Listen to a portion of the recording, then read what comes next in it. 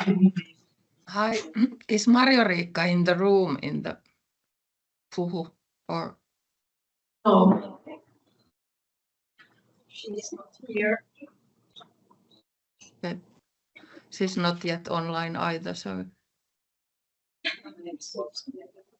Oh. Yeah, but maybe we not.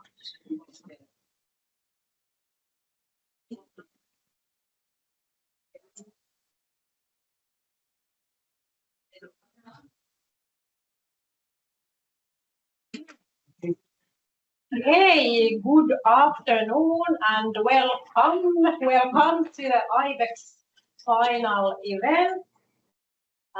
We are here to sum up and learn and reflect and to celebrate our 2-year journey with updated iBEX program. So first of all, I would like to acknowledge the iBEX team, Shimon Viktorovich, Katri Kallio is there online, Tuomas Holm, Riitta Metsäkoivu, Ali Harleen. I wonder if he's online. He is currently traveling. Glad to be here. My name is Maija Ojanen-Saloran. Before we really get started, a few practicalities. So there are biscuits and chocolate available, and please take your favorite drink from the machine, coffee, tea, or anything. We will have pretty intense 2 hours, so please, if you have any questions or comments to the presenters, please post them in the chat, and we will then come back to those in the end of the session. But maybe let's now get the party started. So Shimon, please join the stage.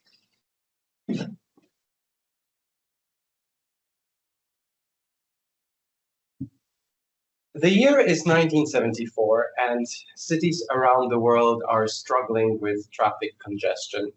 Urban planners, politicians, and engineers all recognize the issue, and they try to approach this by building new roads, building new bridges, adding lanes onto roads. 50 years later, despite advances in technology, despite advances in infrastructure and city planning, traffic is not getting any better. Maybe it's even become worse. So why hasn't this changed? Traffic congestion is a classical example of a complex problem. It is shaped by interconnected factors like population growth, urban design, and economic trends, as well as human behavior. This interconnection and this complexity actually resists simple solutions. Yet we often find ourselves addressing them with so-called silver bullets. And we love the idea of this perfect, simple, universal solution, a silver bullet. And it works for simple and sometimes even complicated problems, like, for example, building a high-speed rail by breaking it into actionable elements or actionable steps. But complex issues like urban congestion, like the traffic example, resist single solutions, and they don't follow predictable, repeatable patterns. To understand why this usual approach that we have a tendency for fails, we must distinguish between complicated and complex problems. Complicated problems, like building a rail line or sending a rocket into space, are intricate, but they are predictable with the right expertise.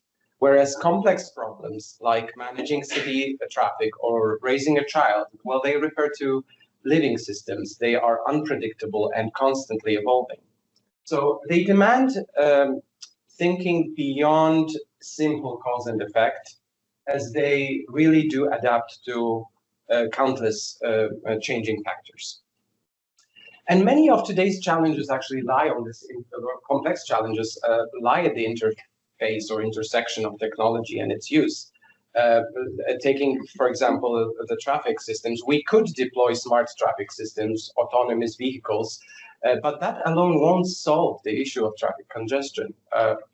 this requires moving beyond just technological innovation, but also getting a deeper understanding of the human behavior, incentives, and cultural dynamics that are at play.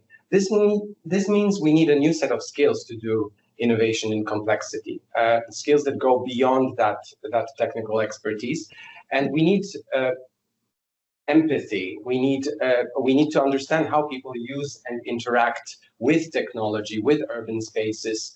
We need systems thinking to see the bigger picture, as well as collaboration between different stakeholders to account for the human side of this equation.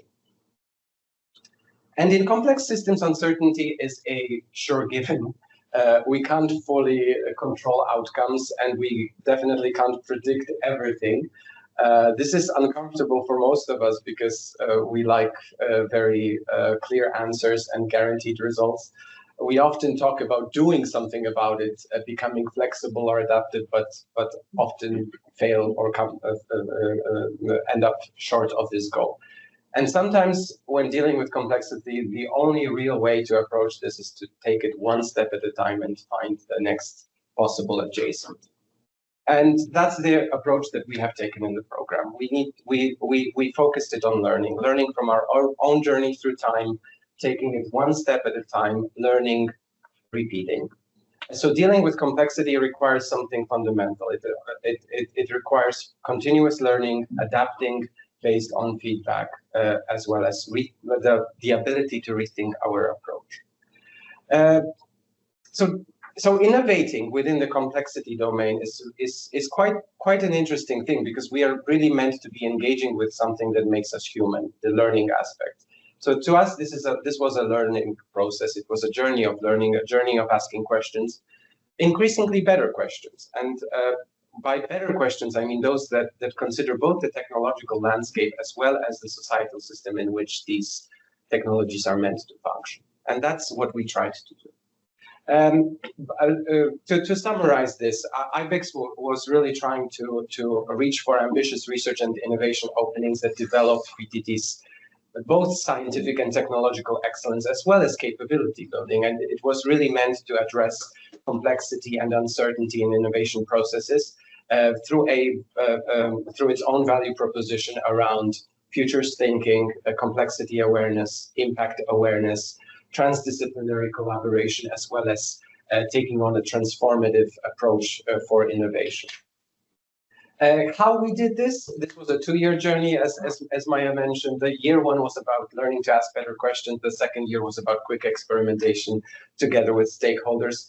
By learning to ask better questions, we mean a journey through certain prisms. The prism around futures and systems thinking, where we were looking at alternative and desired futures, looking at the problems, challenges, and wicked problems that these futures might be struggling with. We were working towards a transition pathway, so understanding how to get to those desired states, as well as diving deep into the underlying dynamics and system complexity, which was aimed at understanding where to intervene and where to target our innovation efforts. Impact awareness was really about various dimensions of impact and impact on different stakeholders, both the positive and the negative consequences of some of our interactions in the innovation space. Learning from past projects, learning about how to deal with impact, as well as leveraging it in a focused and targeted way. Towards the end of the year, these learnings were reflected upon, and we were looking at whether the questions that we started off with have matured and evolved over time. And those served as a research plan for transformation, which then we opened up as a call for the rest of VTT to join. Impact alignment through innovation portfolios was something that was kind of prevalent to the whole process. We were trying to understand how projects need to interact in order to deliver on more focused and more ambitious impact. This year, like mentioned, was all about quick experimentation together with stakeholders. I emphasize with stakeholders, and also moving outside of the lab and into the real life contexts. So today we have a fun event planned for you, all centered around learnings. We'll start off shortly with Thomas kind of introducing the program a little bit further, and this will be followed by the themes of our project, so future food, future energy, and future materials. We will also have a short organizational perspective from Madlena, who did her master's thesis with us as part of the program, and this will be ended with learnings from the teams by Maya and learnings for strategy by Katri. And ultimately, we also have a guest speaker who's joining us to share his reflections. He has been part of the journey almost from the very beginning. Olli-Pekka Heinonen, who's a global leader in education and has definitely looked at our efforts with a lot of curiosity and interest, and will share some of his reflections. So without further ado, Thomas, please take the stage.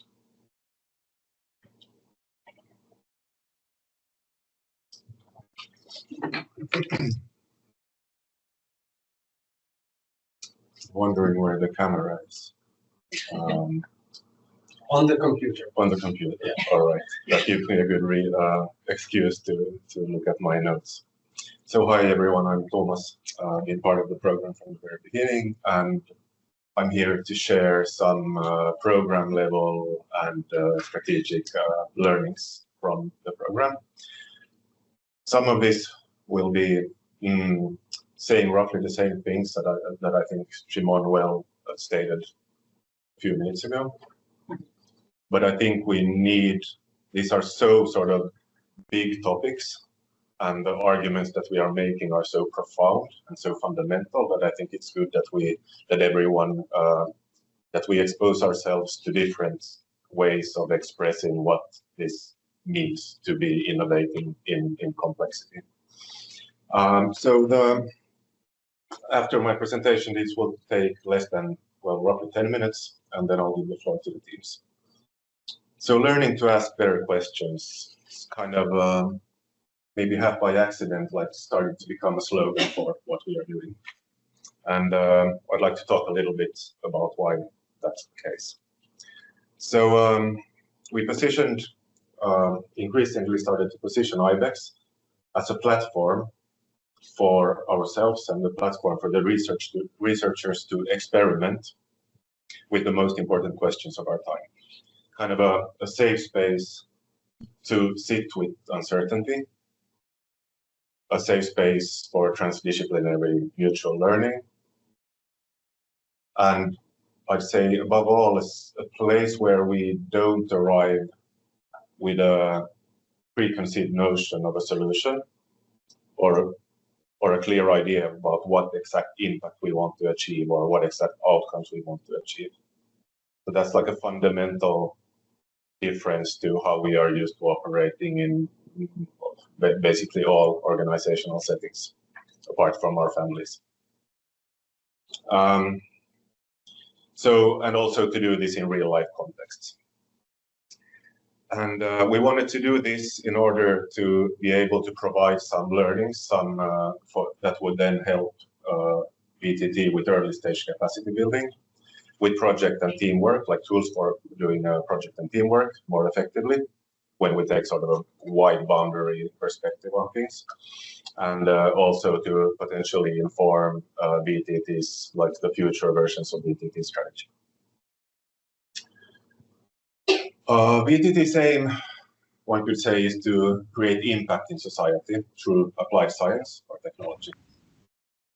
And when we talk about the impact, like I said, most of us think of it as a kind of a positive. If you go to Slush, it's clear that we talk about the impact in a positive sense, purely as a positive thing. But at the same time, we also know historically that there are that the technologies that we use in society also have harmful unintended consequences. And this is not to say that technology in itself is somehow bad. It's just to say I do believe that we need more technological innovation than ever at this point in history.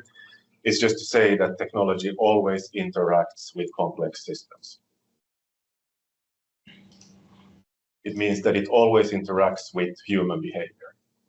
So as technology developers, if we want to be responsible, we need to step up the game in understanding human behavior. And so the guiding question for iBEX became, how do we maximize positive impact while minimizing harm? So another way to put this would be, how do we develop technology that's aligned with the cultural and the social and the natural systems that we want to be part of? And that also requires understanding the unintended consequences, the externalities of our collective use of technology. And typically when we talk about technology, we think of it as sort of technology used by individuals, humans, then multiplied by numbers of interactions, and then we get the impact. But I'd invite you to realize that if, for instance, I've used this example before, but it's just so powerful. If you look at the planetary boundaries framework, with all of the planetary, 6 out of 9 are crossed at least, and there's thousands of these symptoms, if you will, that we are overshooting on. All of these are the cumulative effects of our previous use of technology, our collective cumulative previous use of technology, or collective success in solving problems during, well, our lifetime and during the sort of modernity or Western Enlightenment or whatever we want to call it. So that should be something that makes us quite humble about how we think about impact. And I also want to invite you to sit with the fact that these externalities are not only physical, like in the planetary boundaries framework, they're also psychosocial. So polarization, for instance, is a consequence of our collective use of technology, you could say. And you could also say that body dysmorphia among teenage girls is a consequence of the way we use technology within a particular context. Or the fact that every man in this room has probably has forever chemicals and microplastics in his testicles. Right, okay, you get what I'm saying. Anyway, and I'd also invite you to recognize that it's not only information technology or a particular set of technology that is causing externalities. It's all technologies that interact with complex adaptive systems or living systems or society. So with these things in mind, we believe that we need to take a wide boundary, a broader perspective on innovation, and not to optimize for narrow metrics. So the hypothesis became that we need to expand our approach to innovation. And you can talk about this in many ways. We think of this as moving beyond purely material and product innovation towards service and business models, which we know that impact how people use the technologies. So that's super important. And then within iBEX, we wanted to go one step further and also include what we here call cultural and institutional innovation. So when we think about human behavior, that's the result of something, right? The way we behave. And most of the time, what is driving our behavior and our use of technology is influenced by our culture. So our collective values, needs, our identities, and all the way to sort of the deeply like rooted worldviews, our idea of our ontology, etc. And it's also, our human behavior is also influenced by institutional incentives. So those are business models, revenue models. Those are all of the agreements that we have, who owns the technology, all the way to geopolitical and market competition. So these sort of game theoretic dynamics.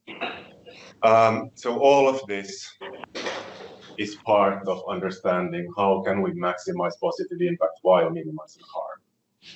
And obviously, this moves the pendulum from purely a complicated problem to a highly complex problem, which basically invites us to rethink how we do the whole innovation process. It can't be linear. There are no blueprints, etc., etc. we've been talking about asking better questions. That sort of raises the impulse that what then is better question?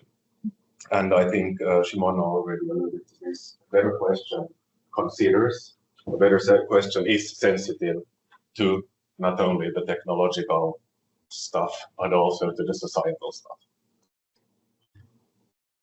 And it's sensitive to the direct interactions with technology, between humans and technology, but also sensitive to the dynamics that these interactions give rise to. And those dynamics can be, it's a rich topic by itself. Anyway, so we'd like to argue that it's not only a question, it's not only a question of how do we develop technology faster and how do we scale technology faster, it's also a question of how we recursively ask better questions without jumping to answers. Recursively better question, because now no one has a blueprint how we will deal with the global situation. There is no blueprint, and you should be really, really dubious if someone presents you with a blueprint. But just this is to keep in mind when the teams start presenting. I'm inviting you to listen to their brilliant presentations from this place. So this field of inquiry we call transformative systems innovation. This we argue is needed in order to maximize positive impact while minimizing harm. And next, I'm just going to give the floor to the teams. And I just want to say that I'm really, really happy to have worked with these teams. I think it required huge amounts of courage and openness and also humility to be able to stay with these questions and these topics for the entire year. So thank you very much. Actually, this is not the order, because we will start off with future urban food. So Anneli and Anu, please take control of the slides. Yes, thank you. Yes. Okay, so hi, we are the future urban team. So Anu, Marjo-Riikka, and myself. So we have been the core team here in this iBEX program, but of course altogether I think we have been more than 40 VTT years involved in different parts of the project. The complex system what we are having is our food system. So the current food system is breaking the planetary boundaries, and we really must change that somehow. At global level, it is estimated that something like 25% of the greenhouse gas emissions are because of our food system. Then it also consumes something like 70% of the freshwater reservoirs. And then on top, we humans, we are not very sustainable. So we waste something like 30% of the food. And of course, let's say agriculture, particularly in Finland, they are doing a great job in improving these figures, but there is still very much to do. And the way we have visioned it in our iBEX project is that when we approach 2040, the traditional farming will not remain the same. It will evolve also, and these modern farming practices that will be possible in that time, they are agriculture. So these two ways of producing food ingredients complement each other and collaborate so that together it's possible then to form this new circular food system. And that has been like the guiding vision that we have had in the project. And the way that we approached it was mainly from the urban food production side, so that we were concentrating on how food production is visible in the cities. What are the side streams that can become available in the city? Of course, in the countryside, the side streams might be different. But in the urban context, what is available, what is usable, how do we deal with the streams? And after that, we were looking at what the possible futures are, how to visualize them, how to make them more understandable. We used system dynamic modeling also to look at the potential leverage points, and then we arranged experience workshops to bring together different stakeholders to eat future food and discuss what it means for us and how do we reach the vision. So we have been collaborating with the future team, but then of course we have been also performing wet lab experiments in the project, and we started with a workshop where we identified possible side streams and waste streams created in a shopping mall, and we upcycled those with help of cellular agriculture, and we have been producing microbial biomass and plant cell culture ingredients that could be used in the food production. Then in the second year, we included the crisis element. So again, we started with the workshop where we identified the possible future crisis elements. And what was very clear was that there is most probably lack of fresh water in the future. So then we experimented replacing the water with urine and seawater in cellular agriculture concept. And again, we have been able to produce microbial biomass without fresh water. And then the crisis element was also expanded, and Arto Säämänen, Tero Välisalo, Satu Salo, and Niina Vesperi, they performed a very systemic risk assessment for a future business-to-business cell factory producing these food ingredients. On a more general level, I am here referring to the earlier slide with squares when the iBEX management team presented the hypothesis.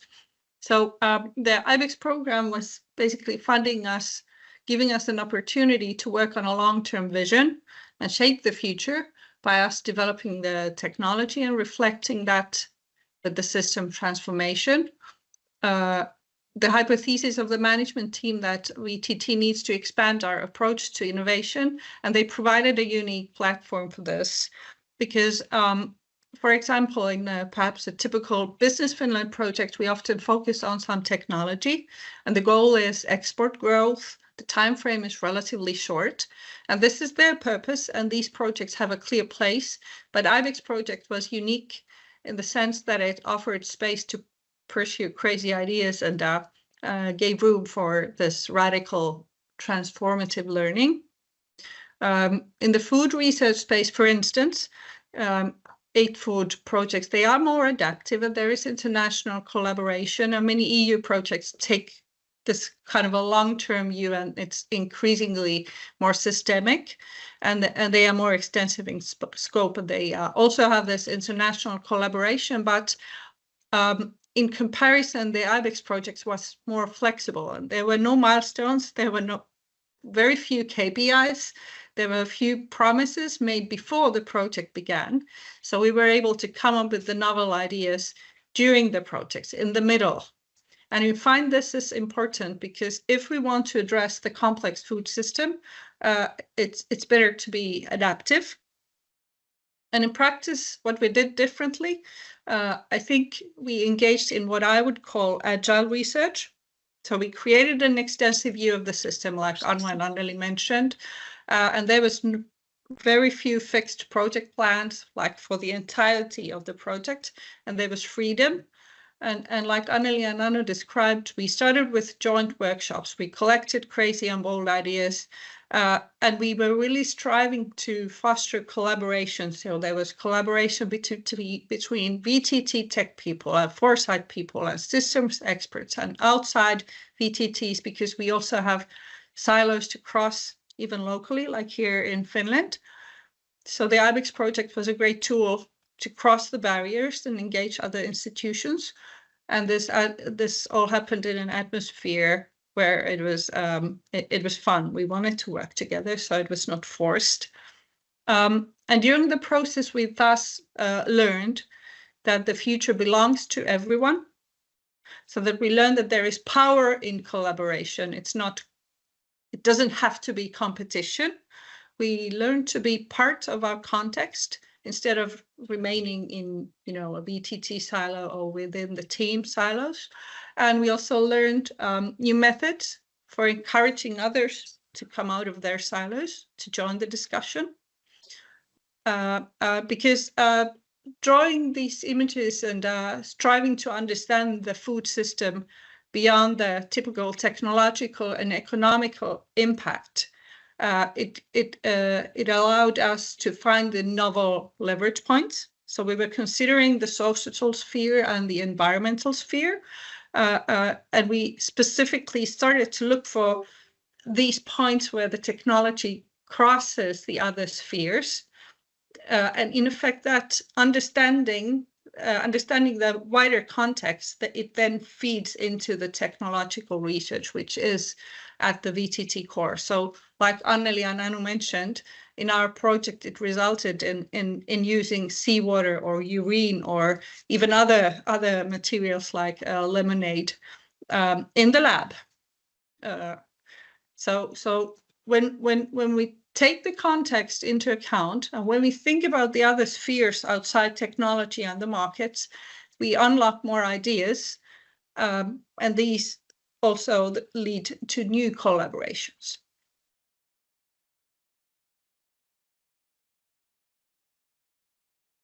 And what will happen next then? Actually, we already have a couple of projects ongoing that are sort of building on top of the things that we learned and built during the iBEX project.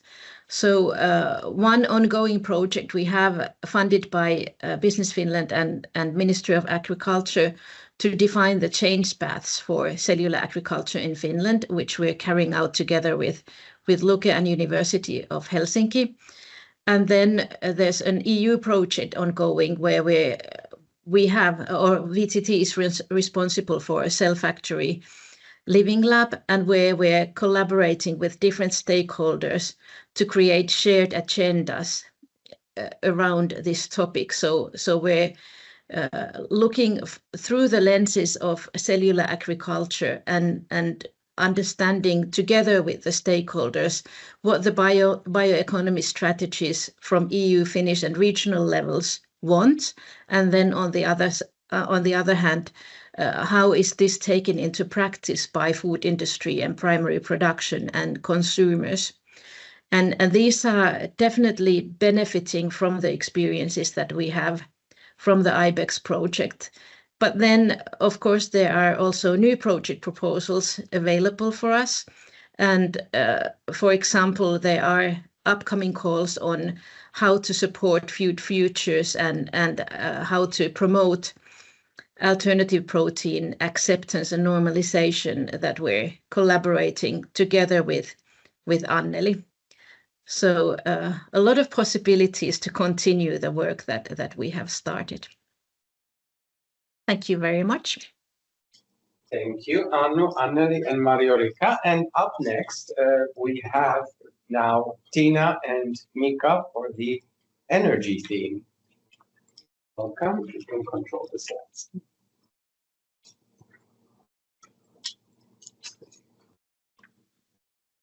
Hey, good afternoon. Honestly, I must say that I'm extremely happy to be here. It has been very exciting 2 years. I have really learned a lot, even though I have been working at VTT for 30 years, and most of the time has been also with the system problems, but this has been a very exciting journey. So we have, in fact, we have 2 separate themes, both are about energy. I will start with the Save Energy, and Mika will continue with the Transcend project. If we just start about energy transition, and now I'm talking about future, we are going beyond 2020. I guess that we are able to see that it's really a complex problem with very high uncertainty. If you think about what has been recently happened, in fact, it was very funny that you showed this 50 years back, because 50 years back we had a very large energy crisis in the beginning of the 50s. we have been looking at what really happened after the 50s and what happened during the 70s, sorry. The stories are pretty much the same, in fact, what has been broadcasted and what has been written and you have to say and so on. But then if you look at what has been happened after that, on the right-hand side, you can see that the energy demand has been growing and growing. On the other hand, there is the left-hand side, that is the target for greenhouse gas emissions. So for the net zero target, we should be zero. But if we're targeting this 1.5 degrees Celsius, we have to be net zero by 2050. And if we are targeting the 2 degrees Celsius, then it must be something like 2070. When we are expecting about this level of growth of energy and materials and so on. So we can say that we are having some kind of system blindness in front of us. If we are thinking that all this has happened all together, we have to think about the financing issues. The technologies are there, we know that, but how to finance their policies are moving all the time. We have the geopolitics, and all these should be taken care of. And of course, we have the people and their behavior in the end. So this has been the motivation of the iBEX Energy. We need know that the climate issue is there. We have to tackle the climate change. And energy is still the major source of greenhouse gas emissions. What was also said in Shima's speech is that the technologies really are good for us. With the help of technologies, we are able to really increase our GDP growth. But then on the other hand, what happens with the GDP growth, that then increase our welfare, and that motivates to consume more. So we haven't seen any kind of leverage points for energy consumption if we are talking about global level. We have this kind of rebound effect, which is really happening. That is the reality. So then I will give floor to Mika. Thank you, Tina. Continuing from here, I think Thomas said very well that we don't have blueprints, but we do have a pretty good idea how the energy system could look like in the future. We possess the capabilities to model it and assess the uncertainties and stuff like that. But the thing is that this is the time to move towards the actual implementation. So it's not just the modeling results and the knowledge and the technologies. It's the fact that we have to be able to support the implementation of this future. And this is actually where the complicated topic of a technical energy system becomes a complex one with the involvement of various stakeholders. And this was the kind of a motivation for our part within the energy team to tackle this issue. If we move towards the next slide. So about this iBEX project within the energy team called Transcend, our case study where we focused on was district heating system and transition towards a next generation of district heating systems. And we had this idea that in this transition, we need to be able to quantify the costs and benefits that come through this transition, and then come up with a system that would allocate these costs and benefits in a fair way. But when we set out to investigate this further, we realized that we need to look at the transition much more closely than this from a key stakeholder perspective. And we decided to do that from the economic constraints, because that is the language the companies, for example, talk. So the outcome basically of our work was that we were able to bridge the company level realities of economic and the technical solution of what there is in this energy system of district heating to increase our understanding on what is actually needed in this transition and what needs to take place and how all this needs to be evaluated. And I would say that this work has really brought us quite a bit closer to the strategic decision-making by the companies themselves. So what we are planning to do next, or have already started actually, is the industry discussions to get feedback on what we've done to get started with further development of this approach, of course, securing funding. And then eventually, I think similar situations exist elsewhere in the society and in the industry, so expanding the scope would come next. So if we go to the next slide, on a little bit concrete way on what we actually did. So we come up with the modeling approach that combined the company level economics to an energy system modeling. Like I said, this offers a good view on the transition, a more comprehensive one. And what was especially interesting in this case and also elsewhere in the energy system was this ability to assess series of interconnected investments. It's basically portfolio management from the company point of view. A single investment can be difficult to kind of evaluate if it has strong interconnections with other developments within the system. And of course, this allows us to investigate impact of uncertainties in the future in a very realistic setting. Maybe that's my part. Okay, so then we will move on to look at more of the same energy, make it a habit. You remember the figure I showed about the global energy consumption? So because we were asked to make an ambitious target, so our target originally was about to stagnate or decrease global energy consumption by 2040. Well, we know that that is a really tough target, but when we have been like asking the research question again and again, and in this phase, it's also included some international collaboration. We really rephrase the target of our research. It was not about the demand, it was about energy sufficiency.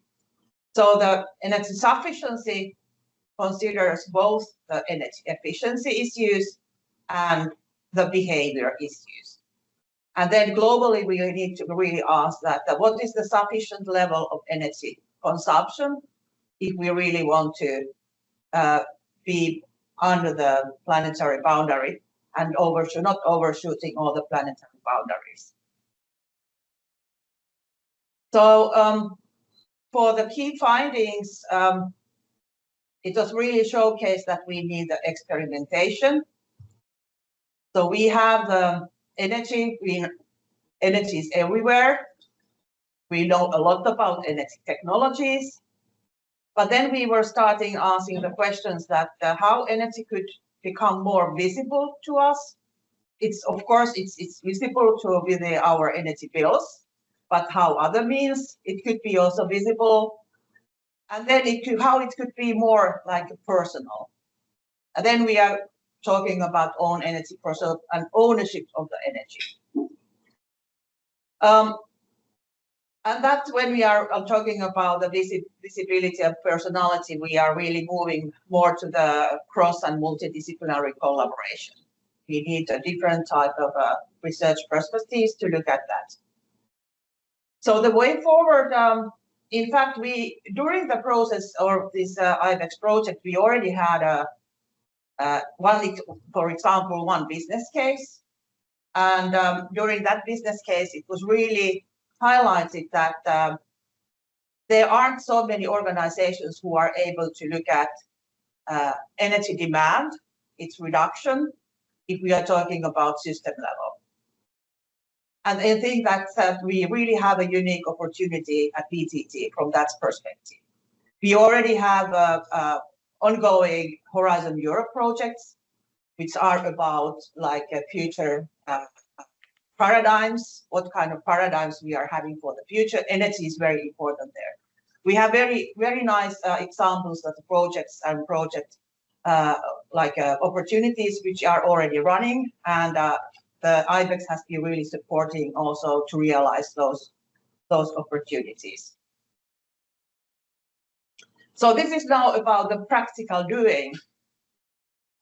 The first year was more about, we call this known knowns and known unknowns. So the known knowns are about history, it's about statistics, we were doing a pretty intensive study on energy decomposition analysis. We're looking at the energy efficiency and how has that developed, and we were really able to showcase the rebound effect. The statistical analysis was about Finland. Then we were also gathering the VTT's energy experts. We were having so-called roundtables for building sectors, for industries, for transport, and so on. And having this kind of thinking together, so utilizing also the learnings from the whole iBEX, that how we should think, how we are able to think about future energy and what kind of expertise we have. We have a lot of this kind of silent expertise also at the VTT level. Then about unknown knowns, we already started during the first year looking at the energy behavior, having a last survey for Finnish citizens, looking at the energy behavior. And we continued on that, having the real life experimentation, going to the households and thinking about also that what kind of learnings we are able to, are there enough motivation to change the energy behavior? And then unknown unknowns, this experimentation is still going on. That is with the University of Art. The tool we have been taking with us is Skiffy. So we are now experimentation, having the Skiffy experimentation, if we are able to have the Skiffy type of scenarios. And I must say that that has been really, really nice. We are still having one workshop and we have 2 places left if you want to come with us just before the Independence Day with building some experimentation on the Skiffy issues on energy. But that is a very nice learning as well. So then. Okay. Yeah, I'll finish up with a few insights very quickly about our experiences during the iBEX journey. So the one point there is to ensure that you have a relevant perspective for creating impact. And this means that very often we are kind of following a strictly defined project plan and not able to step out of the scope, so to speak, and revisit the original research questions that we had. Of course, this is not always possible, but in this case, in iBEX, it was, and it really changed the target or the approach that we ended up with. This is true both for Tina and me. And then the second point is that is something that a more experienced research scientist in my team said out loud, that actually this kind of resembles an old-fashioned research project. We have the competencies and the skills. When we are influenced by good discussions and interaction with others, we have the time and we have the funding. This is a unique opportunity that sometimes create unique results. And this is what happened in iBEX for us as well. And then the final point is that we are often fixated about a certain image of the future or the uncertainties or the possibilities that we have. And I think it's pretty important to also try to include the unexpected uncertainties in our work in order to kind of, step out of the comfort zone and review the research questions that we have. Could this really happen? How would this impact our work? Thank you. Thank you, Tina. Thank you, Mika. Now I will become the clicker. Maria is up next with fuse reuse, refusing and reusing packaging. Yes, thank you, Simon. I'm Maria Ockerman and I represent the Fuse Reuse team.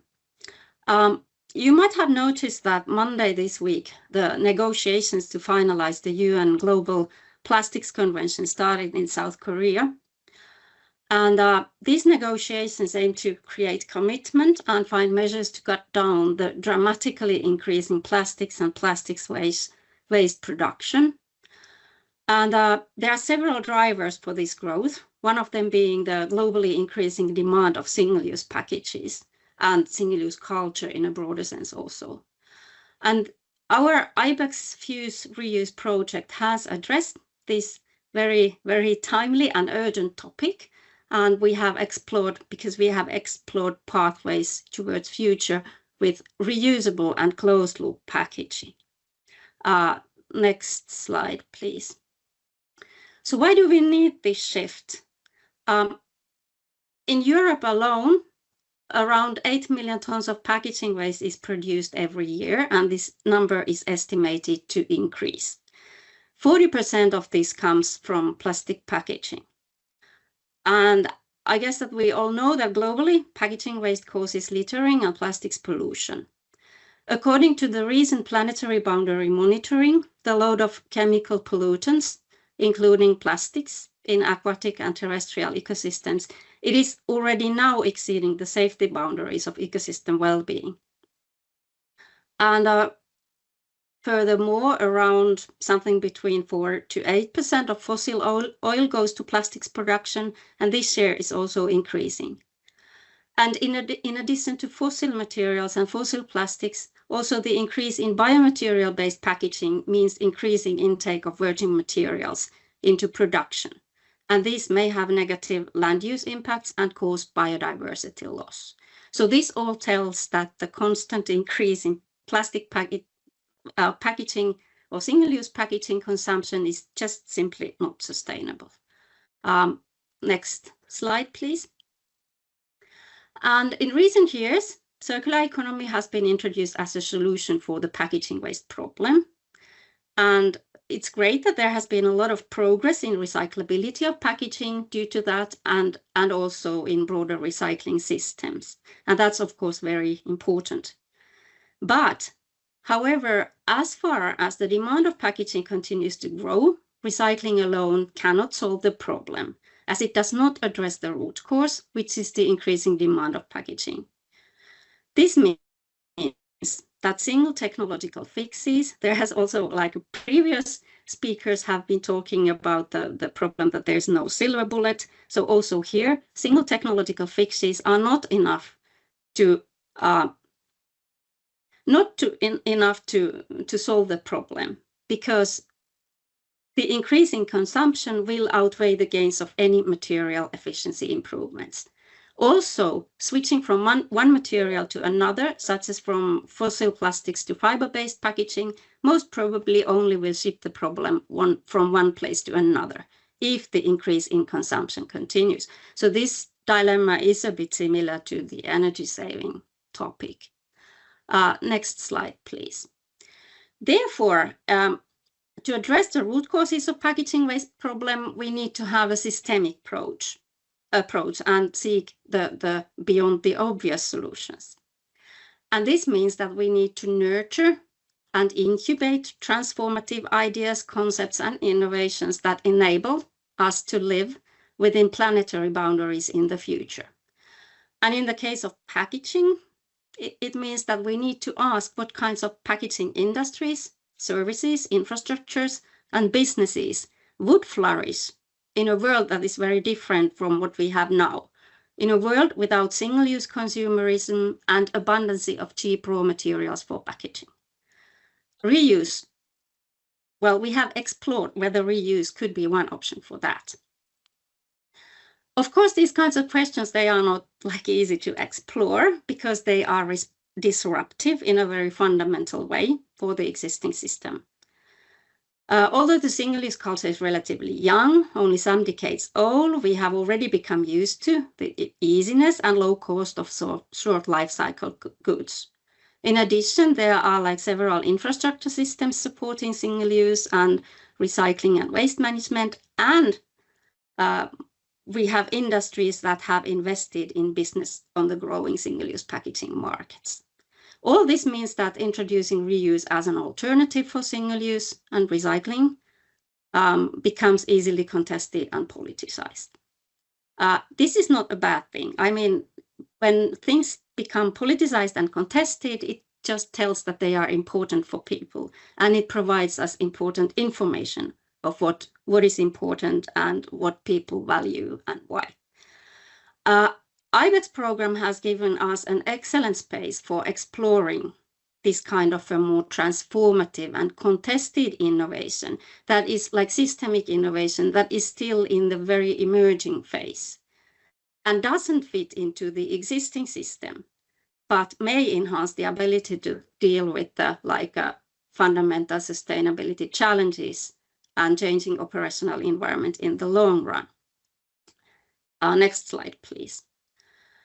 So we have adopted a systemic approach to investigate the shift from single-use packaging towards circular economy, which includes reuse, as it now doesn't so much do. As I told earlier, a minute ago, the existing system is not easy to change because there are many kind of stabilizing factors that resist the change. So therefore, to change it, different types of simultaneous change incentives and pressures are needed. And we were in iBEX interested in this kind of simultaneous transformative shift and what could make it possible. And these changes might include, for example, changes in consumption practices and cultures and policies, but of course we also need bottom-up technological, business and social innovations. And during the Fuse Reuse project, we identified some change factors pushing towards reuse and also some potential intervention points that we could address in our activities to maybe boost the change or test how to boost it.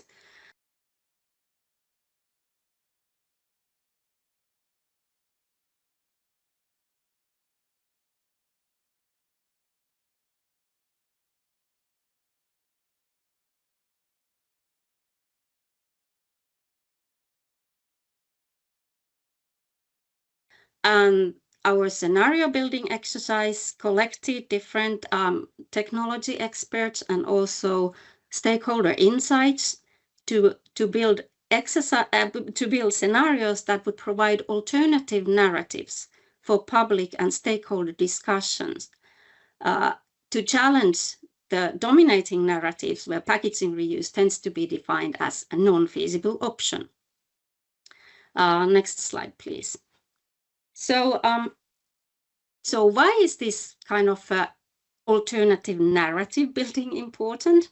It sounds a bit like fuzzy, but during our research, we noticed that it is very, very difficult to create at the moment meaningful public discussion on packaging reuse because its feasibility is constantly evaluated or discussed against the existing single-use system. And this is, of course, not beneficial for the new innovation that still doesn't have the system to support it. Therefore, a future-oriented thought leadership is needed to provide really like a research-based insights on how the operational environment is probably evolving in the future and also what kind of technological solutions there might be in the future available, and what does that mean for packaging reuse and recycling. And this requires really active engagement in public debates and also openness to consider different methods for creating dialogue.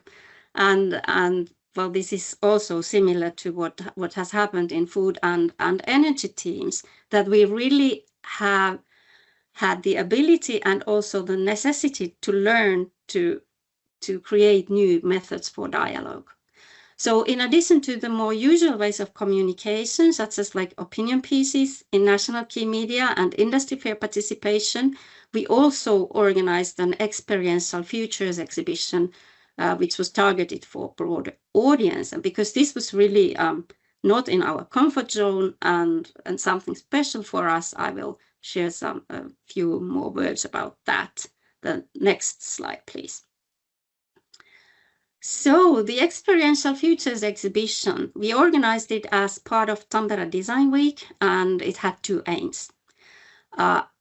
With this kind of like tangible and visual and experiential exhibition, we wanted to show people first how much retail and packaging has changed since the 1950s from the point of view of urban dwellers, and by that way to concretize that big changes indeed are possible. After that, we invited people to experience a vision of future densely populated urban circular economy neighborhood with new types of food production and delivery practices, and new types of efficient packaging reuse systems. And the aim of this was to provide the visitors with new ideas on what kind of urban living and packaging system will potentially, what kind of urban living or retail system the packaging will potentially serve in the future, and what kinds of technologies could enable it to break down the sort of the lock-in idea that reuse is not possible in the existing system. To make the exhibition experiential and tangible, the contribution of designers was more than essential to turn our scientific scenarios into something that communicates well and sparks more responses from the visitors as well. The exhibition was also interactive so that the visitors could provide us feedback on the reuse vision. And there was over 1,000 visitors in that design week, which made it really possible for us to reach out to very different audience that we usually get in touch with. So next slide, please.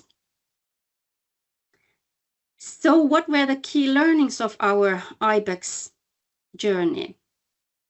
Well, first of all, if we want to be beyond the obvious, we need to break down different types of status quos. We need to have the courage to ask how world would look like if some key systems are, well, not necessarily even radically changing, but transforming. But it also means that we need to break the status quo in the ways we do and communicate our own research.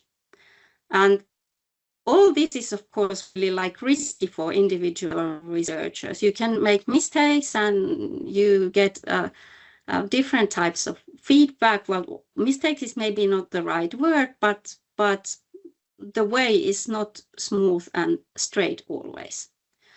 And therefore, it is really important that VTT supports research in taking up emerging and also contested research topics. And reuse, although it might sound like a marginal compared to big questions of energy and food production, but packaging reuse is such a topic because it's only emerging and it's disrupting the existing single-use system. So there are good reasons that it's contested. So the second learning that is similar to the two teams as well is the importance of interdisciplinary and transdisciplinary research approach. VTT has a lot of expertise and relevant research going on in different research areas on topics that are very essential for packaging reuse, like, for example, in material logistics and data-driven solutions. But there is a need to support the VTT internal collaboration in those topics. But then it is also important to notice that in this kind of a topic, where the adoption of technological solutions requires a broader system changes, there's also need for more holistic interdisciplinary research between technology experts and social scientists to understand the behavioral changes and socio-technical transformations. But in addition to that, we also need transdisciplinary research, which means that we need to step out the research discussions and engage in different ways with stakeholders. And also with those stakeholders that are not the usual suspects, to challenge our own thinking and also to co-design new, meaningful, transformative research agendas. So this is maybe my key learnings. I could stop here, but just I realized that we don't have the next step of way forward slide, but I'm happy to say that this work continues. Now we have an ongoing EU project STOP, which focuses on packaging reuse, and we already also have a Business Finland funded Reusify project that started this year and has sparked a lot of interest among companies as well. So the work continues. Thank you. Thank you, Maria and Henna and the Fuse Reuse team. Next up, we will be moving more away from the projects and actually, well, as part of the program, we were not only learning from the projects themselves, but also how the projects interacted, how we interacted also from a management perspective with the teams. And there's a lot to be learned from this shift in the approach. So next up, we have Marlena Halonen. She has been doing her master's thesis here with us. Now she's with Aalto University. She's going to take us on a little journey of organizational capabilities for transformative systems innovation. So Marlena, if you can unmute yourself and take the stage, that would be great. Thank you, Simon. Hey, good afternoon, everyone. So organizational capability for transformative system innovation.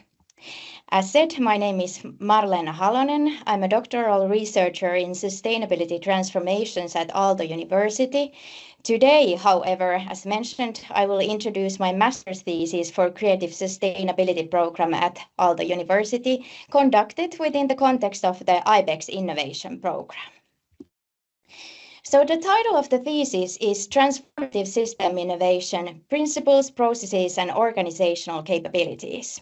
It explores the question, what does normative turn in innovation mean for organizational innovation capabilities? It is a qualitative case study with grounded theory approach. And the empirical context was the iBEX innovation program with data gathered from interviews, survey, observation and participant observation. To support organizational learning at VTT, I aligned my research approach with the objectives of the iBEX program. The iBEX program is essentially exploration of a novel model of innovation with expansive learning approach. And I wanted to understand what is this novel model of innovation and how this model could be applied in organizations beyond the iBEX program. And of course, to do this in conversation with prior research to provide a theoretical grounding for my findings. I conceptualized this novel model of innovation as transformative system innovation, TSI, building on a stream of literature dealing with this type of innovation. And therefore, the agenda of this presentation is firstly to explore what we mean with TSI, and secondly, look at organizational capabilities for such model of innovation. And lastly, I will conclude by addressing the main research question of the thesis, focusing on its relevant aspects for this context. How can organizational capability for transformative system innovation be enabled beyond single processes? But yes, let's now take a quick look at what we mean with transformative system innovation. As we know, transitions in technologies change societies at a system level, and the whole idea of transition studies is built on this understanding. And as we know, there are unintended consequences of these innovations, and for instance, responsible research and innovation approach aims to mitigate these. However, transformative system innovation is interested in intended system-level changes, and transformative refers to this. And system innovation has traditionally referred to an innovation that requires changes in the operational system to be adopted. For instance, electric cars need infrastructure, whereas now the concept of system innovation is increasingly used to refer rewiring structures for sustainability transformations. Here is a conceptual model for transformative system innovation that I developed based on the insights from the iBEX projects. TSI takes the transformation of the system as the focus point and supports this direction of transformation with different leverages in various domains. The processes involved 3 key stages: understanding the current system A, envisioning a future system B, and exploring research and innovation opportunities to facilitate the transformation. And this is, of course, a gross simplification of the complex and iterative process. At VTT, this approach was grounded in a technological perspective. According to the interviews, and as heard today, working with an alternative system increased and unlocked creativity and facilitated technological development beyond the lock-ins of the current system. And in my interpretation, the research and innovation processes were guided by a system-level concept, a transformative goal that articulated the direction of change. For example, as heard, there was a team focusing on energy sufficiency instead of energy efficiency, or other team that explored what introducing a systemic goal of reuse would mean rather than focusing on more efficient recycling. Then let's move to exploring what TSI means for organizational innovation capabilities in the light of empirical findings. And the case organization in question is, of course, a technical research center.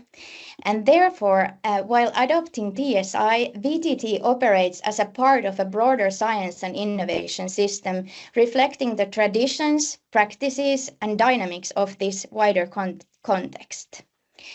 According to the interviews and existing literature, there are indications of frictions between the traditional science system and the processes involved in conducting transformative system innovation. A key organizational capability is therefore understanding and managing these frictions. Let's take a closer look at these points of frictions. According to the interviews and existing literature, the traditional science system often pushes research and innovation towards fragmented, single-faceted views, whether focused on a specific discipline, technology, or organization, resulting in a limited, siloed view of the broader system.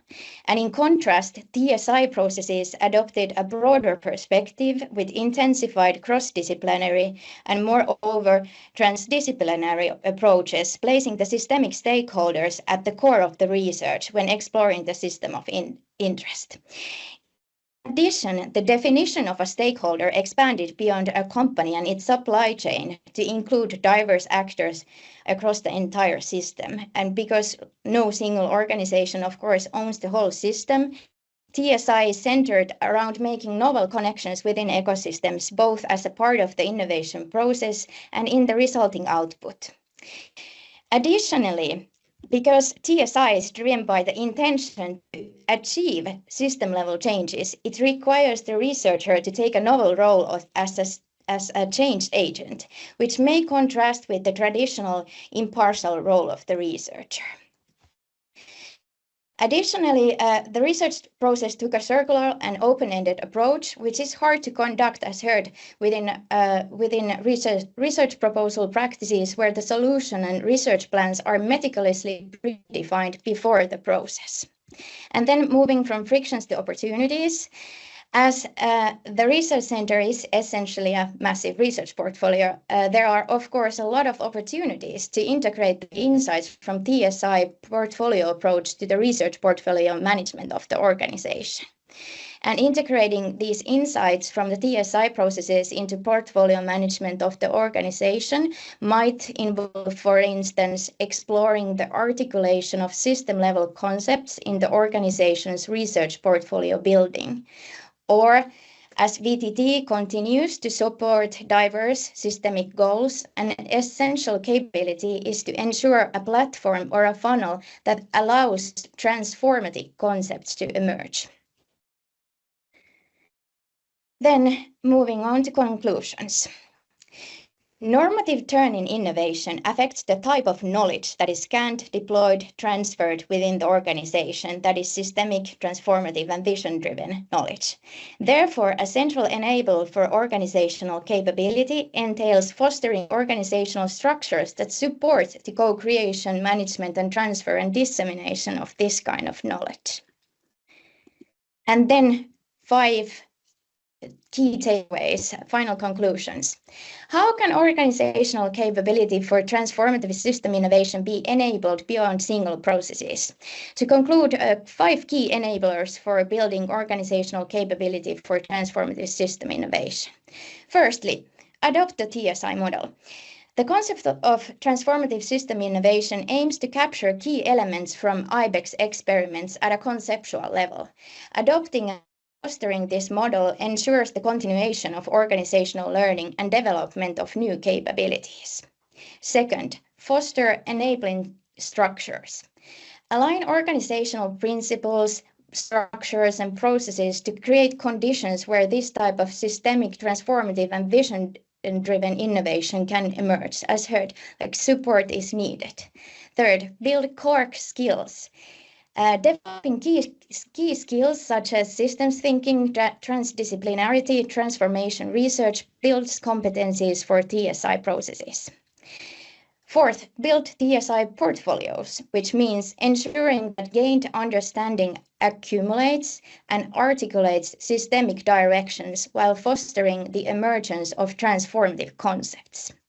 And finally, orchestrate ownership. Develop platforms and networks to engage stakeholders, orchestrate resources, and explore novel connections in the innovation ecosystems. And here are some references. And then finally, thank you for the whole process on this event. Thank you very, very much, Marlena, for a very interesting presentation. Of the work that you have done with us. I think that there's a lot that we can take home from what you presented. Now we're moving on to the final summary stage of today, and that is before going, of course, into reflections from Olli-Pekka, who I saw joined the meeting in the meantime. Maya and Katri will speak about some of the learnings from the program and reflections for the strategy and moving forward. Oops, I'm sharing content. Change just a second.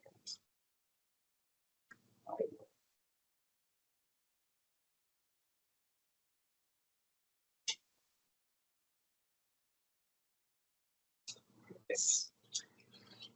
Yeah. Yes, thank you.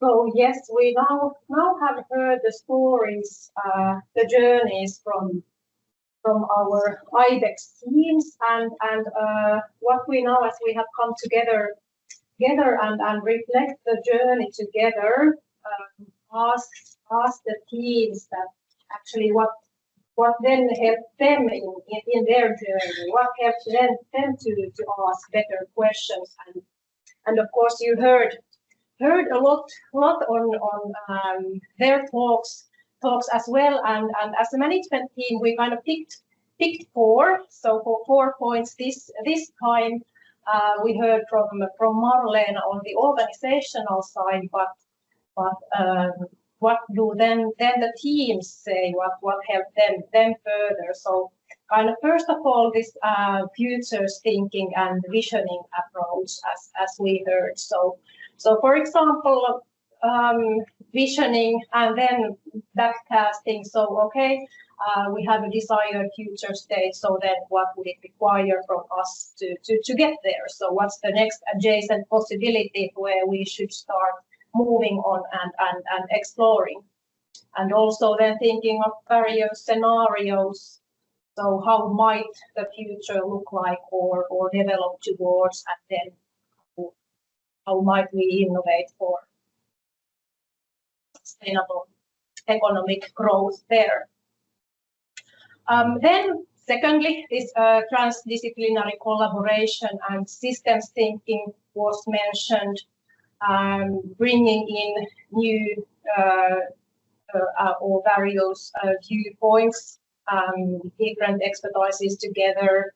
So like future scientists, designers, technology developers have been working here together, and also then creating understanding on the system and the consequences when moving one part of the system, what kind of responses there then might be. So how to look at really the systems.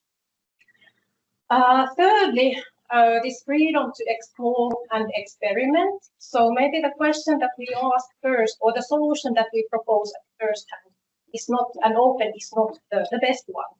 So here we had the freedom to change the goal of the system, to change the research question we had, to develop it, and to move on. So no need to fix in something predetermined, but really go for the better question.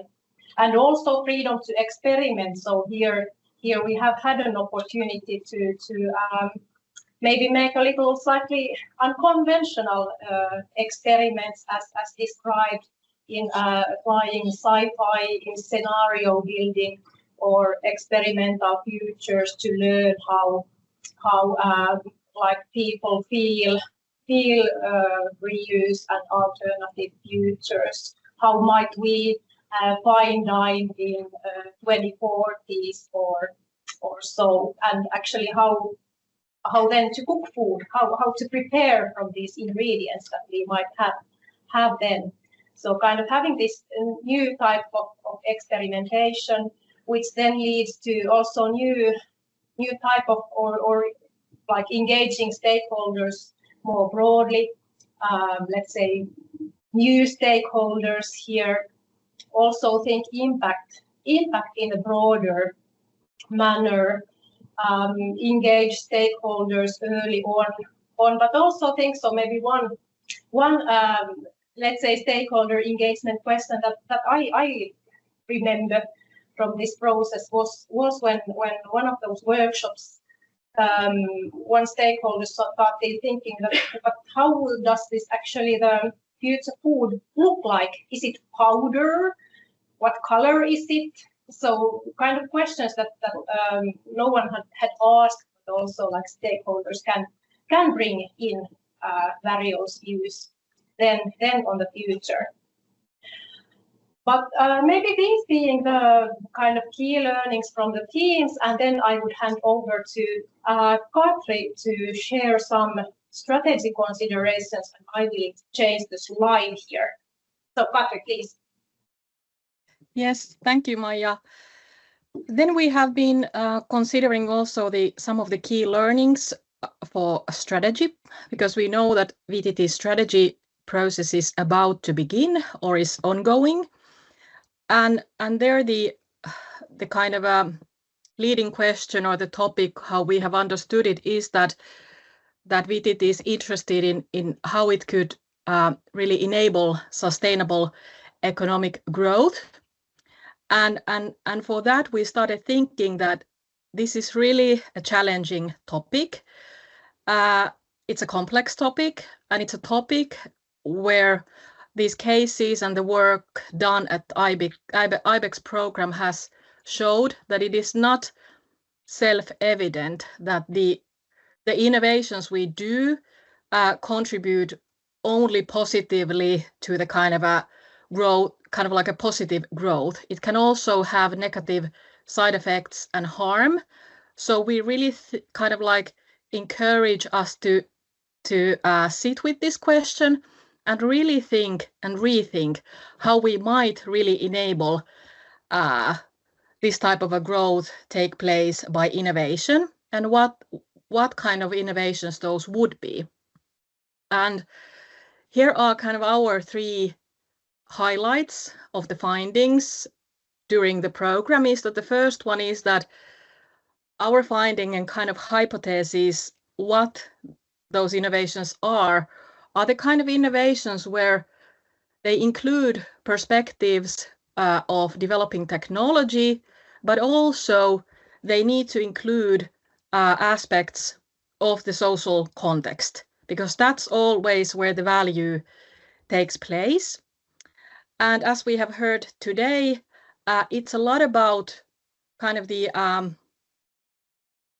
of outcomes of what type of kind of impact it is created. It is the interplay between these two. So it's not either or, it's both. And kind of how we live today, what type of businesses we do, how we consume, we can see that the way we do this is not sustainable. So we are crashing these planetary boundaries and psychosocial boundaries all the time. So really, as a planet, we are not in a good place today. So it really kind of requires institutions of innovation to really stop and think that what type of innovations we could do and how we could really rethink of where do we need to kind of have the impact. And if this, we do understand that this is very challenging and this is very ambitious, but we think that so it should be in a research organization dealing with innovation. But what it has required from us, it has required a multiple times of in-depth dialogue in this program with our brilliant researchers and also with our partners to really understand what would be the questions we would need to address in the first place without kind of jumping into the solutions too quickly. And this is the kind of second recommendation for us in the strategy process would be to really stop and think, how do we learn to ask better questions that will then resolve this kind of impact that has positive impact, but it also aims to minimize the harm that we might be creating with our actions also.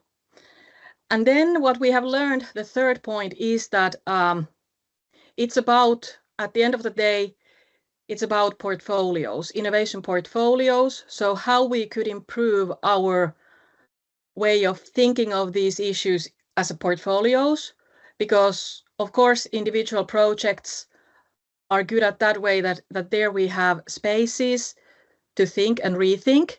But then when we think about as an organization, our strategy and really implementing it, it comes down to the kind of the whole entity of what we do.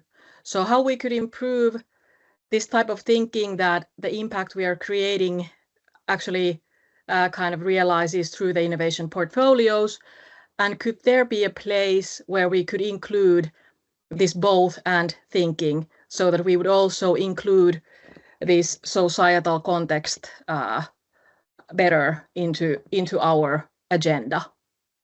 So with these 3 points, would like to end and summarize this session today, and then would actually like to move on for kind of reflecting on what we have been learning in the program and today. And I'm happy that Olli-Pekka Heinonen, who is a kind of a globally recognized leader in education and innovation and also systems thinking, is here with us. And Olli-Pekka has agreed to us to reflect on the topic we have been working on in this program from societal and international perspectives.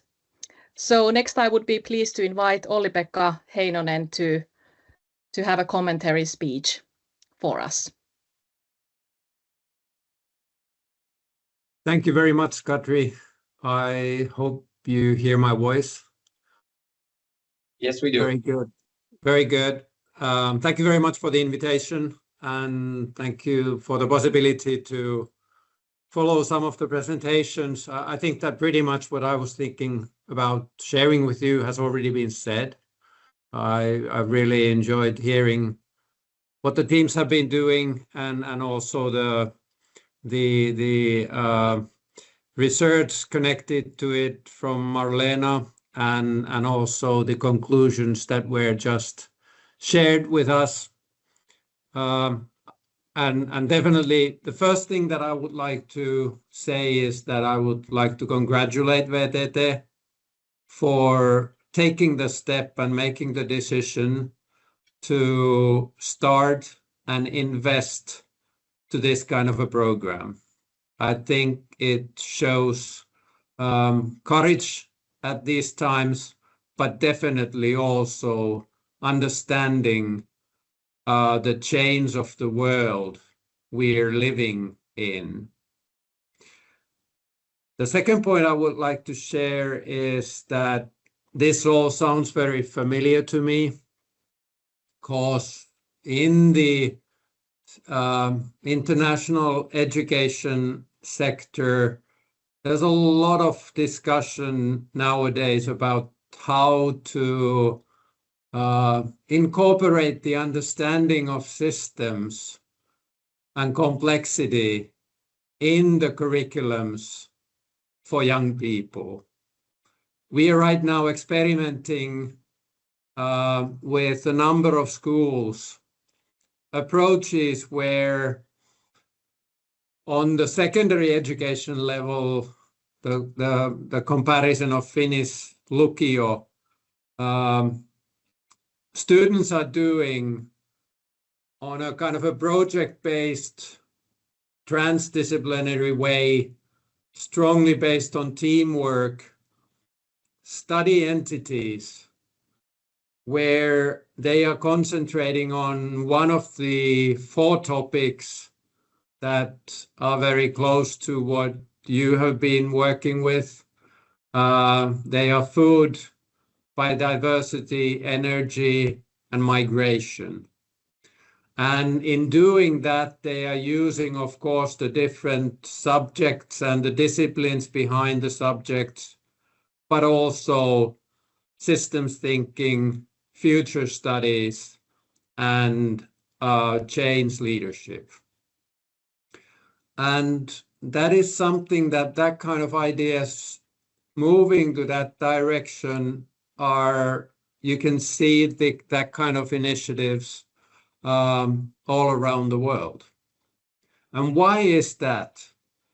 I think the big reason for that is that there is that understanding that our operating environment has changed and is changing.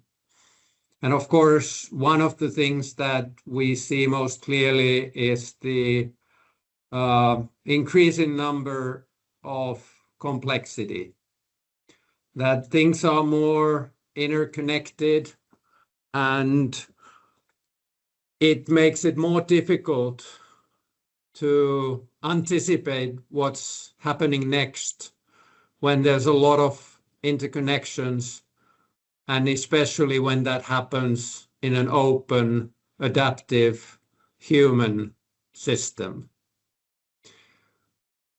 And that really brings us, all of us, different organizations, in front of asking that, is the way that we have used to dealing with in a maybe a more simple or complicated operating environment, will it function in the future?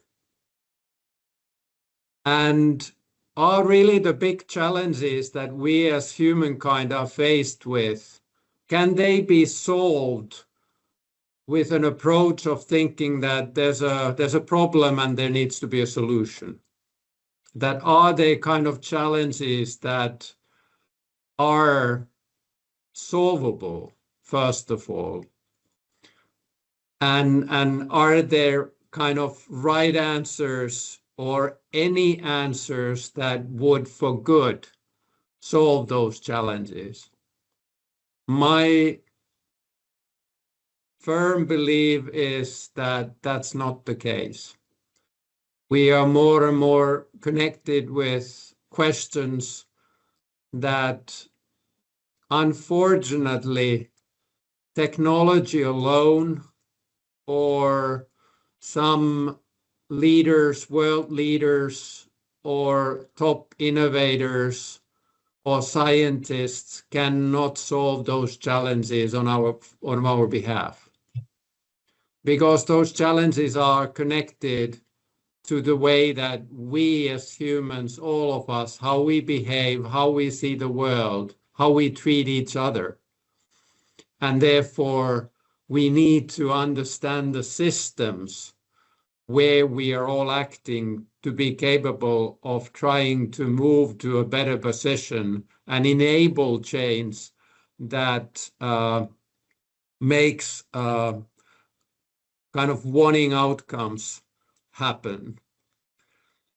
And I think that means that we are all faced with a question that how to position ourselves with the 3 horizon model. I'm sure it's familiar with many of you that the horizon 1 is the business as usual, which takes us forward to tomorrow, but might be something that which importance will be decreasing. Then there is the horizon 2, which is building the bridge to something new. And then there is the horizon 3, which is truly that new, that is emerging, which we don't entirely yet understand, but we know that we are going towards it. And then it's the question that, do we have the courage to take the step to also invest in that horizon 3? I think it's pretty clear when we look at the big global challenges, let's say loss of biodiversity or the challenges with climate change or the use of energy and resources, that we know that business as usual will not be a sustainable solution. And then we are looking at the horizon 2, what could be the bridge to the new one. We can think about solutions, how we can, for example, make use of energy and resources more efficient. And that's pretty much what we are doing with great new technological innovations. But we all know that there is also Jevons paradigm, which tells us that when we make the use of energy and resources more efficient, that actually increases the use of energy and resources. So we also know that that second horizon is not a sustainable way. And then we come to the horizon 3, which is something entirely new. And I strongly believe that then we are dealing with questions that take into consideration the systems, understanding the systems and trying to find alignment on the purpose of the system in a way that is more sustainable. For example, Sir Geoff Mulgan has written interestingly about the theory of change in today's society. And his point is that it seems to be the case that successful change in society happens when the same purpose is approached from different directions of the system.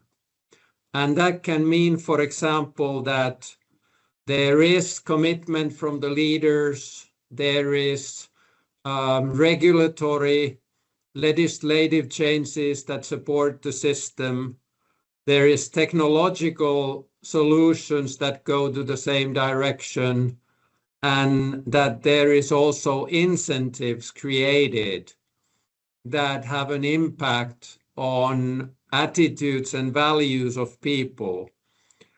So that kind of a multi-approach way of dealing with systemic challenges is something that I think that VTT could have a big role to play in the future. I think Katri referred to the question already about what are the unintended, thank you for that picture, what are the unintended impacts that we're seeing with developing new technologies. And there seems to be a lot of that one, and for that reason, for us to understand better that what is the human changing landscape, where the new technologies are taken into use, and also when possible and as much as possible to try to anticipate how that kind of integration with humans would function. I think McLuhan, when he said tens and tens years ago that sentence that media is the message, said something very valuable for us, because he understood that when we are creating new medias, they change much more than just messaging something to people. But at the same time, you change also how the people are interacting with each other. And we definitely see those impacts. We saw them already with television. We've seen that with definitely mobile phones, with social media and so on. So the societal and systemic impacts are huge. And talking about social media, if we are looking at companies who are doing everything to utilize the weaknesses and biases that we humans have to make a financial gain, that raises the question that what are public sector organizations doing? Do we have the capacity to try to look for the good of us humans, to bring the good in us to the forefront? And that is really the big question that I see that this program that you have done in VTT makes it so important to start to stretch to that direction. I also see that VTT has an impact on influencing the existing scientific and research practices, and also educating the new generations of researchers and developers. And of course, there's also the question that what are the tasks that are set for VTT? I was very happy to hear how strongly the competencies and capabilities of an organization has been emphasized during this project. Because I do believe that in the future, the most important KPIs for an organization are the KPIs that tell that what the organization is learning. What are the things that through those activities that it has done, going through them, what has it learned that enables it to do its job better in the future? And I think that you have just come through with something that has done that. And I would like to conclude by saying that looking at the future, that we are getting closer to the situation where the Sustainable Development Goals, and that timeline set to reach them is coming close. And we are in a situation that about 15% of the goals are on track, and the rest are either off track or have gone backwards. And there will be a huge kind of a disappointment with that. And there's been a lot of promises with that kind of goals also from the technology side, that technology will help us to reach those goals.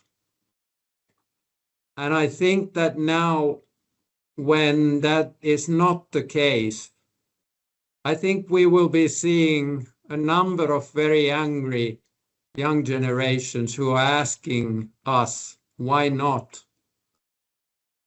And I think that leads us to the questions that this program is dealing with. And it also makes us ask that when those angry young generations are asking difficult questions, are we on the right side of history of getting and finding ways where we can truly make that kind of changes for the better to become true? I do believe technology has a huge role to play there, but it needs to include that larger systemic perspective. Thank you very much. Thank you very much, Olli-Pekka, for your reflections. Do you need to leave just now? Because my understanding was that you had to leave a quarter to. Or no, I'm fine. I'm fine. Yes. Well, then actually we've had the floor open for the chat, but we have also people present in here physically. So maybe somebody would like to comment or ask questions generally to the program, but also directly to Olli-Pekka, both online and here. So please feel free to raise your hand or open your switch on your camera and raise your hand and talk to us. There's a possibility to do that.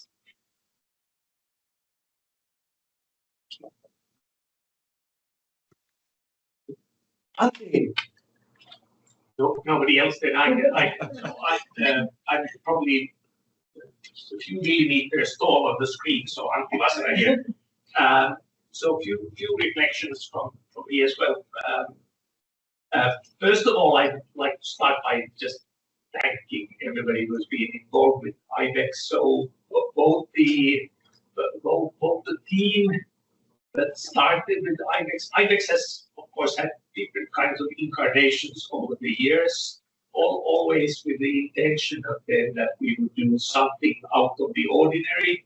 Now this time we had a 2-year iBEX, which has been doing things very differently. So I want to thank the team that had the courage to propose that and carry it through, but also then the 3 teams that have been working on this, because that's been the sort of facing then the difficulties of doing research in a new type of way. So this has been really pioneering, but also something which I'm sure that we will be reaping benefits over the years. I think that as has been discussed today in the various presentations, that we have taken on a huge transformation by thinking about things in a different way, and that in itself is also something to remark. I think this point about learning to ask better questions or the difference between complicated and complex are important. Engineers love solving complicated things. Like on Shimon's slides, there was the picture of a space shuttle. So the more complicated, the more happy people are working on those things. But then when you involve humans there, it becomes complex. and that's seen as a problem or annoyance, both because it makes harder to solve, but also then that it sort of makes it difficult to be efficient in solving these things. And I think that that's partially also why so many people are so much in love with AI at the moment, because it's a promise that you can actually dissociate humans from the equation, so that you need to only deal with machines, so that the complexity actually reduces as a result of that. This for some. I think then that how do we take this into use at VTT is an interesting thing to discuss and think about, because both the world is looking for efficiency and quick solutions at the moment, so it's hard to go with an approach that then addresses complexity. It's also then that looking at even research funding, there's a clear tendency for people to favor something that where the solution is already known, that when the funding is granted, so it's almost like Horizon 1 stuff versus then thinking about novel things. So there are many headwinds, but it's also this that I think that we have an internal complicated versus complex question as well, and I think that also the iBEX program has been tackling this, that when you're trying to make people change their behavior, it becomes a complex question, and all management learnings are from the complicated world. So we sort of lack a little bit the tools then how to also drive this kind of transformation. So I hope that for the 3 projects that they can live in their respective research areas, because now what has come out as a final solution there looks, or sort of what has been done is this time looks very attractive and also interesting in the research sense, but also then the learnings of iBEX that we can figure out how to incorporate those in, and that's probably the toughest thing, because it involves changing so much human behavior. So it's a journey, and the next steps they need to be also then that there's something completely different that gets done then to also sort of sensitize the organization for this one. But sorry, long comment, but huge thanks for the work that you have done. Thank you so much, Antti, for the reflection. Any other comments, questions? We're happy to try to at least address. I could take one from the chat, Shimon, if that's okay. In the chat, there was basically people saying thank you, good insights. Then there were a few more specific questions that the teams have already been answering directly to these people. But then there is a very good question saying or asking that what is the internal forum where we could explore these phenomena in more detail outside the iBEX program?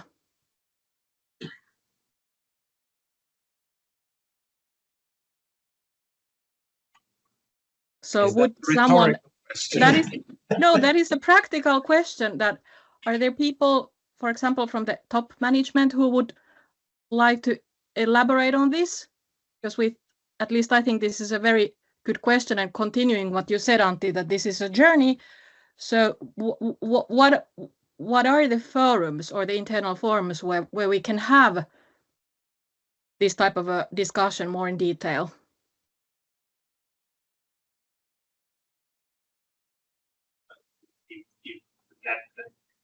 Shimon is trying to look at me, but being conspicuous about that. I take the hint now.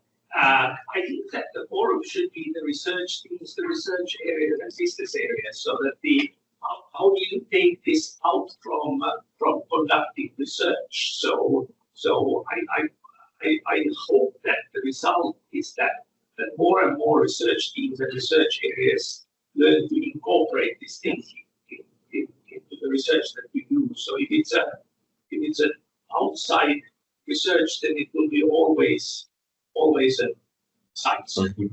So I hope that it gets incorporated, but I'm sure that it takes time for this to spread.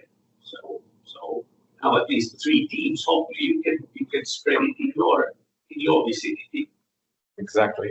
And taking the first step and moving on to the next possible adjacent, like in any complex system, I think that we will definitely. Perhaps also comment that Tuva was here, but she actually had a meeting, so we were just had a little discussion there that, of course, for example, the portfolio level is something that we will be looking at in more detail to understand. That's, I think, where the systemic level understanding is highly relevant, and how might we improve our ability to have that dialogue and understanding created in the portfolio levels. And I agree with Antti that we have to find a way to integrate these in the business areas and the core rather than being some other forum where it's discussed, but rather try and find a way to take this thinking into the core of our research and also into the research projects themselves. So it's not some additional or additional funding that we need.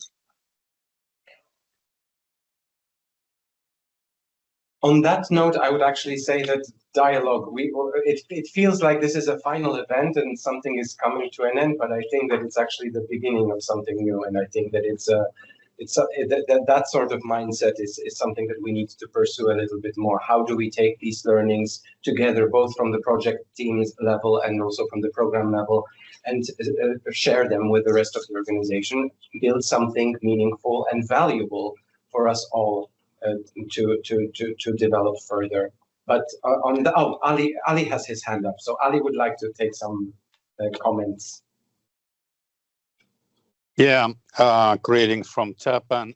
It has been a great opportunity to be in this product. How I foresee that we are not really changing much of the way how we make the actual research or science, but it's more affecting on the way how we plan our research, and it's coming to the essential point.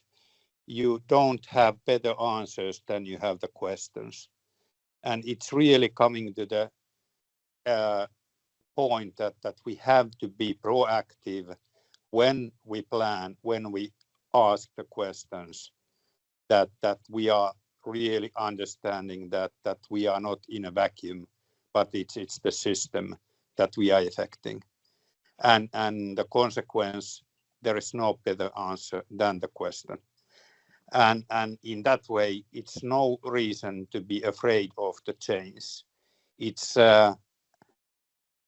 just a proactive way to make our work, and it will make our work even easier in the future, even if it looks a little bit, say, afraid at the moment. That's my outcome or my feeling of what I have learned in this. Thank you so much, Ali, for sharing that. And actually, thank you all. We've come to the end of today's meeting. Olli-Pekka, once again, thank you for joining us. Thank you for sharing your reflection, and to all the teams for their presentation. And also, if there's a way to answer these questions, please do. But I see that most of them are recommendations for looking into projects or data that support some of the topics that we've discussed. So thank you, everyone.